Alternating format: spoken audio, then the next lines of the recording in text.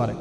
এই দোয়া করলেন, কবুল হয়ে গেল। এবং আরও দোয়া করলেন যে ওয়াজআলি ওয়াজিরাম মিন আহলি, আমার পরিবারের মধ্য থেকে একজন ওয়াজির দেন। ওয়াজির মানে সহায়ক, যেটা হচ্ছেন হারুন আলাইহিস সালাম, যাতে করে আমরা কি করতে পারি, বেশি বেশি আপনার জিকির করতে পারি এবং আমাদের কাজ সহজ হয়।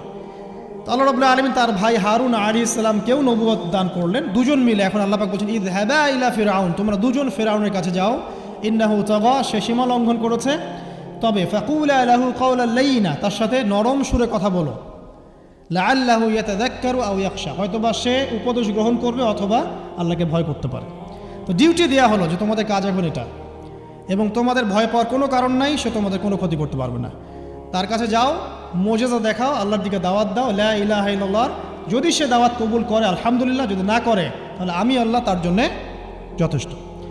এবার শর্ট করে নিয়ে আসি, মুসা আলাইহিস সালাম সেখানে গেলেন, যাওয়ার পরে ফিরআউনকে দাওয়াত দিলেন। তো ফিরআউন বলছে ক্বালা ওয়া রব্বুকুম ইয়া মুসা, কোন রবের কথা বলছো? আমি তো মা আলিমতু মিন ইলাহিন গায়রি, আমি তো জানি না, আমি ছাড়া তোমাদের কোনো ইলাহ আছে আমি তো এটা জানি না। এটা কার কথা? ফিরআউন বলছে যে মা আলিমতু মিন ইলাহিন গায়রি, আমি ছাড়া অন্য কোনো ইলাহ তোমাদের আছে, মা আলিমতু ইলাহুকুম গায়রি, আমি ছাড়া তোমাদের কোনো রব আছে এটা তো আমি জানি না। অন্য আয়াতে সে বলেছিল যে আনা রব্বুকুমুল আ'লা, আমি তোমাদের মহান রব।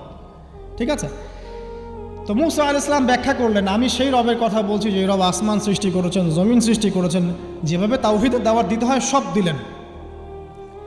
এরপরেও ফিরআউন সেটা গ্রহণ করলো না। তখন মুসা আলাইহিস সালাম বললেন, যদি আমি তোমাকে কোনো বড় নিদর্শন দেখাই তারপরেও কি বিশ্বাস করবে না?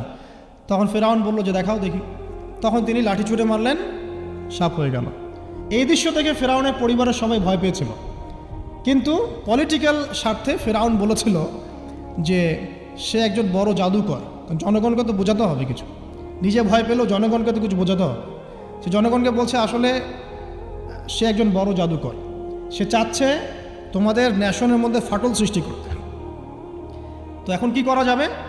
পরামর্শ করা হলো, তার কাছের কিছু মানুষ থাকে না, তার মন্ত্রী পরিষদ যারা শয়তানিতে পিএইচডি করেছিল আর কি, তার ওকে পরামর্শ দিল যে একটা কাজ করা যাক, একটা বড় ময়দানে যাওয়া যাক, সেখানে আমরা বড় বড় জাদুকরদেরকে ডাকবো, এখানে একটা জাদুর ব্যাটেল হবে, মোনাজারা হবে জাদুর।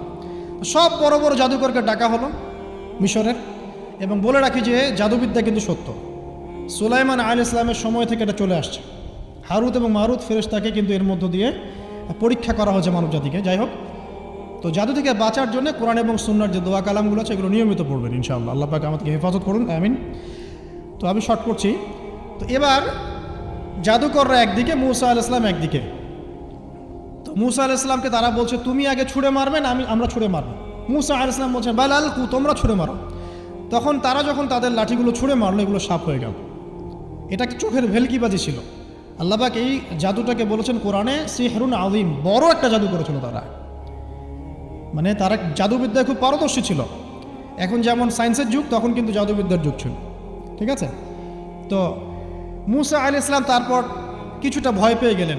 আল্লাহ পাক বলেন তুমি ভয় পেও না, বরং তোমার লাঠি ছুঁড়ে মারো, ইন্নাকা আনতাল আ'লা, তুমি বিজয়ী হবে ইনশাআল্লাহ তাআলা। এরপর মুসা আলাইহিস সালাম লাঠি ছুঁড়ে মারার সাথে সাথেই তার লাঠিটা যে সাপে রূপান্তরিত হলো, এই সাপটা বাকি সব সাপকে খেয়ে ফেললো। এই দৃশ্য দেখার সাথে সাথেই ওই জাদুকর যারা ছিল, সবচেয়ে বড় বড় জাদুকর, একটা সমাজে সবচেয়ে বড় বড় জাদুকর, সাথে সাথে মুসলিম হয়ে গেল।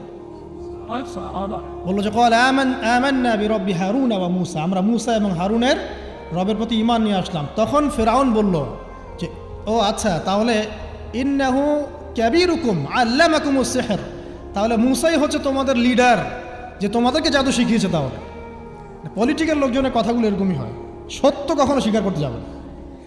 তো যে তাহলে মুসাই মনে হয় তোমাদের চেয়ে বড় জাদুকর, তাহলে তোমাদের শাস্তি দিব এবার আমরা। কি শাস্তি? ওই যে শুলদণ্ড দিয়ে ডান দিকের হাত বাম দিকের পা কেটে ফেললো। চিন্তা করতে পারেন, একদিকের হাত একদিকের পা কেটে শুলদণ্ড দিয়ে ঝুলিয়ে রাখলো। তখন এই জাদুকররা এমন একটা কথা বলেছে যেটা পড়লে আমাদের চোখ দিয়ে পানি পড়ে যায়। এই জাদুকররা বলেছিল যে তোমার যা ইচ্ছা তুমি তা করো, ফাকদি মা আনতা ক, তোমার যা মনে চায় তাই কর। কথাটা শুনছেন? ফাকদি মা আনতা ক, তোমার যা মনে চায় তাই করো, কিন্তু আমরা ইন্না আমান্না বিরব্বি হারুন ওয়া মুসা, আমরা মুসা এবং হারুনের রবের প্রতি ঈমান এনেছি। আশা করা যায় যে আমরা এই ঈমান আনার ফলে সারা জীবন জাদুবিদ্যা চর্চা করে যে পাপ করেছি, আল্লাহ পাক সব পাপ মাফ করে দিবেন ইনশাআল্লাহ।